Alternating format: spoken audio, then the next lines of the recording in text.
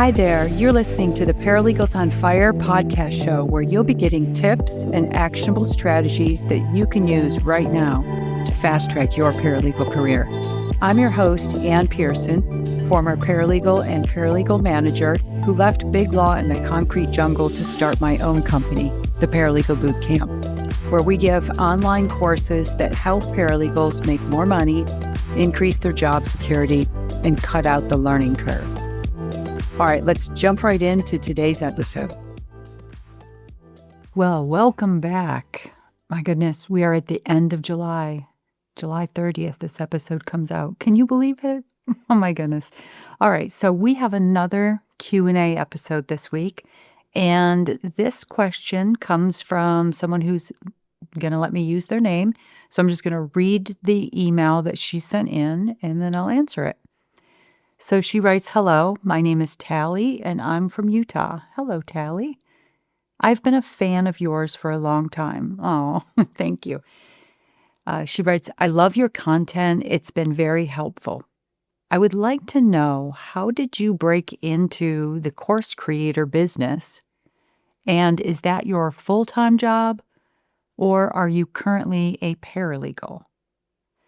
All right, well, first, Tally, thank you for being a podcast show listener and a fan. To answer your question on the paralegal question, no, I am not currently a paralegal. My full-time job is running the Paralegal Boot Camp, so the course creator business that you inquired about. And that's because courses don't sell themselves. It takes more work than just creating the course and putting it out there on the internet to get them to sell and actually create a business that sustains enough revenue. So no, I am not a paralegal anymore. And in fact, I wasn't a paralegal before I started the business. I was a paralegal manager, but I was still doing paralegal work when I was training new paralegals and such.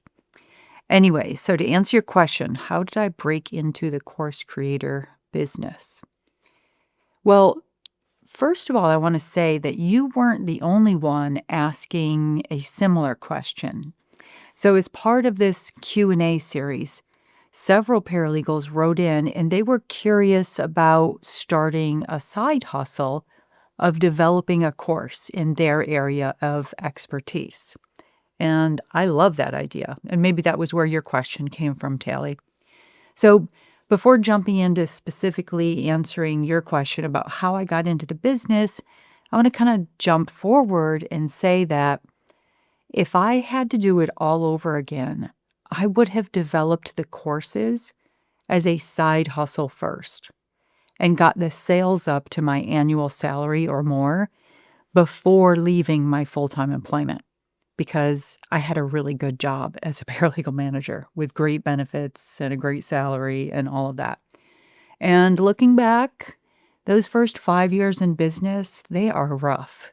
When you go from a regular salary where you're getting a paycheck every couple of weeks and you have benefits and all of that, to nothing, every dollar that you bring in, you have to go earn and convince people to give you that money, it's hard. It's a lot harder than people make it out to be. So I want to put that out there for anybody who's thinking, hey, I want to go jump into business for myself. So I would say that. If I had to do it all over again, I would have created courses or done whatever it is that I want to do. I would do that as a side hustle first and at least get it up to close to what your salary is. And even that isn't going to make up the difference for the cost of your insurance and taxes and all that. But at least don't do what I did and just quit your job and say, I'll figure it out, because you will blow through all of your savings. Trust me. Anyways, so yeah, a lot of people will say, well, how am I going to do that? I work full time. I have a family. It's hard. It will be hard, but trust me, I think that it would be worth it. Now, another angle at that question on course creation that I got was, interestingly, it was something along the lines of, I hope you don't mind me asking, as I know that that might mean we would technically be competitors. To that, I want to say, no, absolutely not. I don't think that at all. In fact, I think the complete opposite. I get asked all the time by law firms. So law firms will come to me and they'll want to enroll groups of their paralegals in, let's say, my litigation boot camp or my personal injury boot camp or billable hour or whatever. And they get really good results. But these law firms have other practice areas like real estate, intellectual property, estate planning, whatever. And they're constantly asking for those courses. And I didn't specialize in that when I worked as a paralegal. So I don't have real estate courses. I don't have intellectual property courses teaching people how to be intellectual property paralegals. So I would love to be able to refer them to someone like you, the person who wrote in that question about being a competitor. That's the thing about being in business. There really isn't a scarcity mindset like there is, I think, inside the law firm. There are paralegals out here who desperately need the training in areas that I don't teach. So I would welcome, quote or air quote, competitors to enter the market. There is plenty enough business out there for everybody to have a very sustainable, good business. All right, so back to Tally's question. How did I get into the course creator business? Well, it was really out of necessity.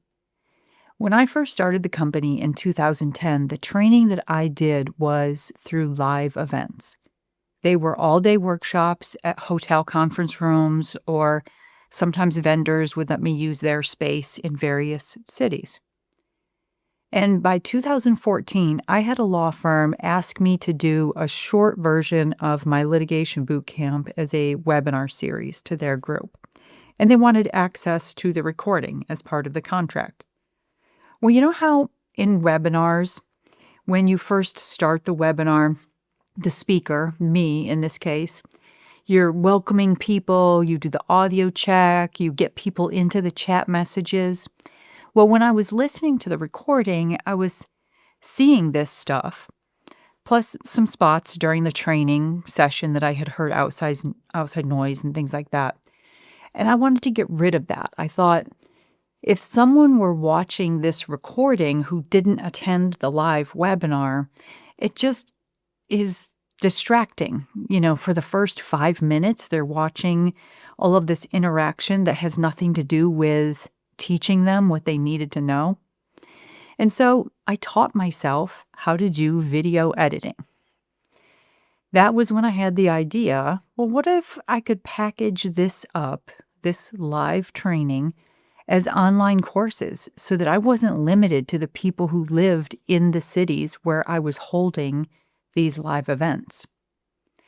So back in 2014, that wasn't easy, convincing people that an online course could be just as engaging as a live event. Well, let me tell you, when 2020 rolled around, that changed. I mean, it was very easy, and I was very happy to already have a well-established online course business to be able to offer to law firms who had their paralegals, available and wanting to give them training. So Tally, that answers how I got into the course creator business, meaning online courses.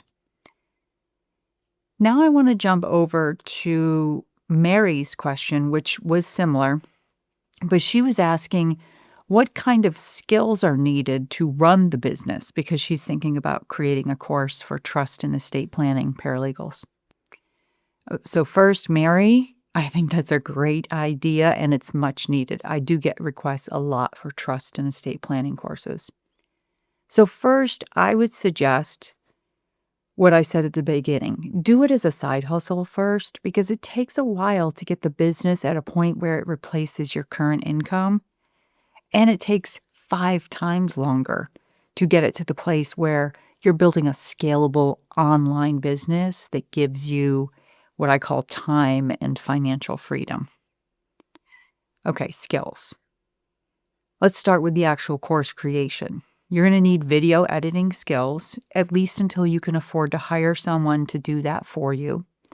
I'm lucky enough now to have someone who does my video and audio editing. But just like any job that we do, it's better to know how to do it yourself before you delegate it. So at any given moment, I can still jump into any of my video editing tools and edit the videos myself. Do I want to do it? No, but I can do it. So you definitely want to do that because you won't be able to afford to outsource a lot of this in the beginning. You'll also need PowerPoint skills, and I'm not talking PowerPoint skills like what you learn working in a law firm.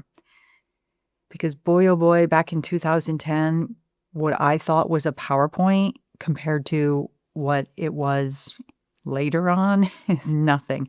But the reason why I knew that is because I took a course from a very well-known professional presenter who taught me how to use PowerPoint in the best way possible that had nothing to do with law firms, You'll also need to learn how to market and sell the course.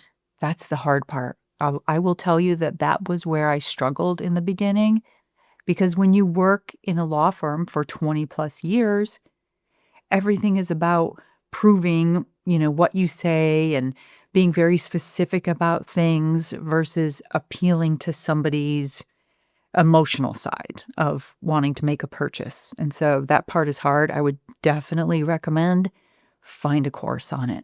All of these things I invested in. I can tell you, I should probably look back. I should. One of these days, I'm going to look back and figure out how much money I have spent on courses and business coaches over the last 15 years.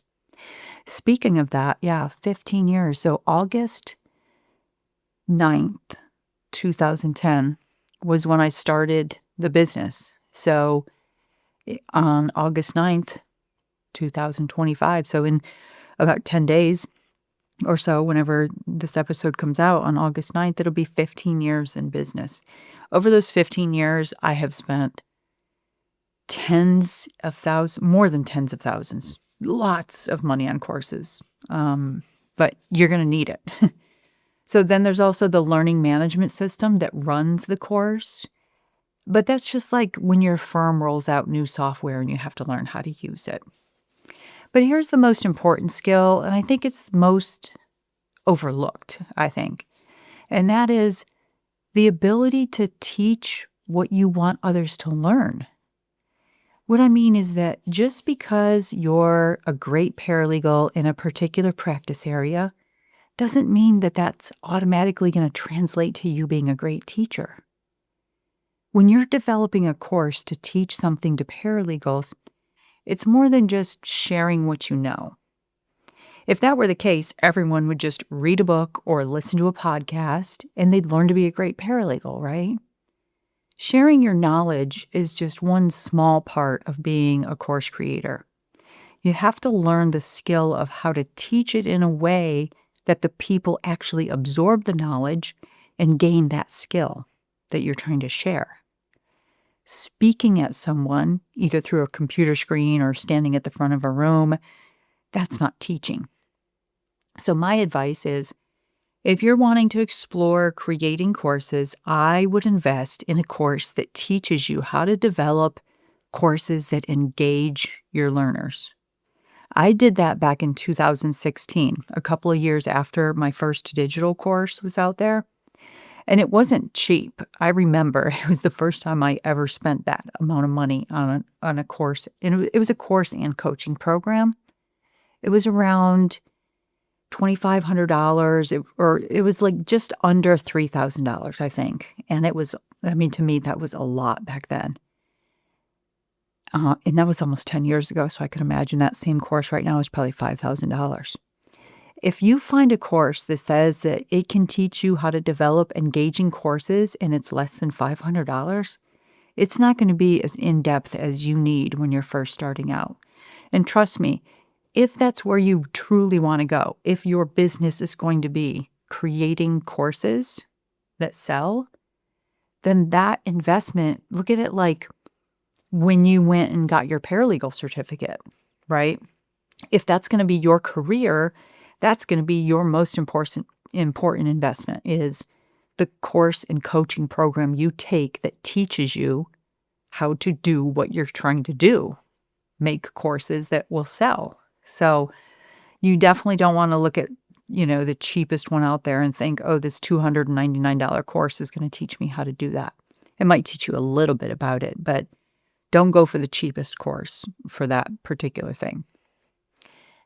This was what was interesting too, is after I took that course in 2016 and then I compared what I had learned with the first 2 digital courses that I had completed by that time that were selling, people were buying it and people were taking it, but I was like, "Whoa, those are so bad." And I immediately got rid of them and started from scratch. Now, I could go even deeper on this episode into the business side of being a course creator, but neither Tally or Mary or the other person asked about that, so I'm not gonna bore you guys with a day in the life of Ann Pearson. You probably don't want that.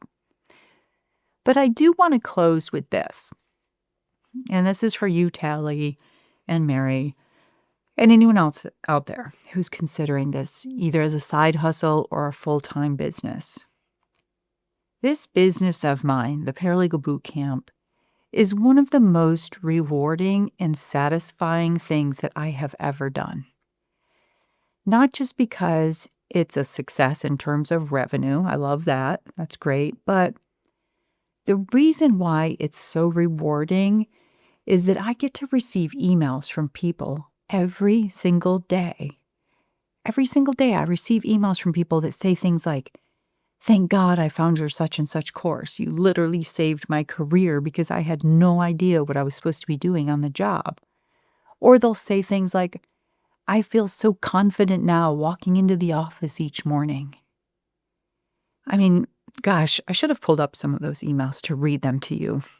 Some of them are kind of personal though, but some of them literally will bring tears to my eyes. That's how just important and critical they are, and really they keep me going. Some of them come in at the end of a bad day, and they literally turn my day completely around, and they remind me why I do what I do.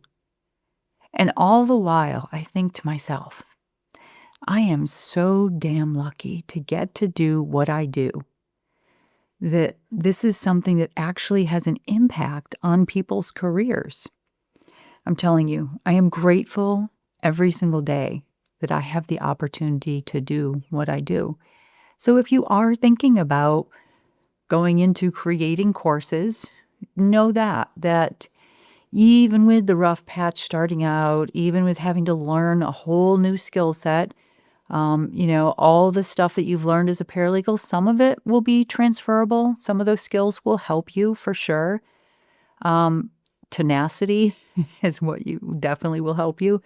There will be some transferable skills, but it essentially is an entire new skill set when you're going to go into business and have to generate revenue from creating a course, even if that course is teaching things to paralegals.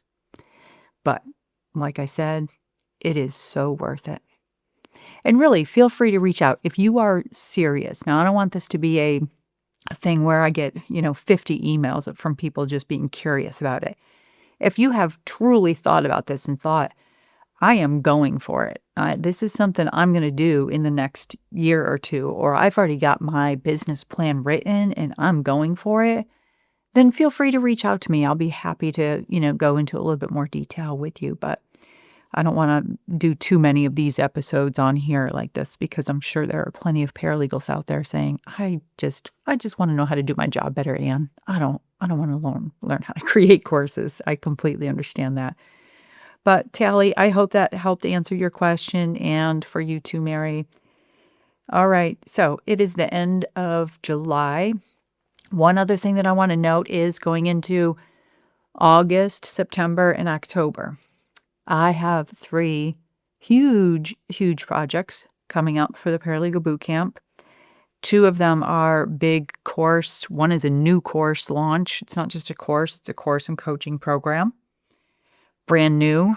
I'm revamping another course. And I'm launching a whole new product that I'm not going to talk about yet. It's going to be a surprise. So I'm going to be super busy over the next 3 months. I'm going to try to put out a podcast episode once a month. Maybe I'll do some replays of some older episodes because I know you're not going back 170 or 180 episodes back. So maybe I'll do that. But I will try to get out at least one fresh new episode a month. So just keep that in mind. They might be a little sporadic over the next few months, but that's why. It's because I've got some really big things. And once I'm ready to announce them, I will announce them. But it'll probably be October by the time I'm announcing them. Until then, I hope everybody has a great day. Bye for now.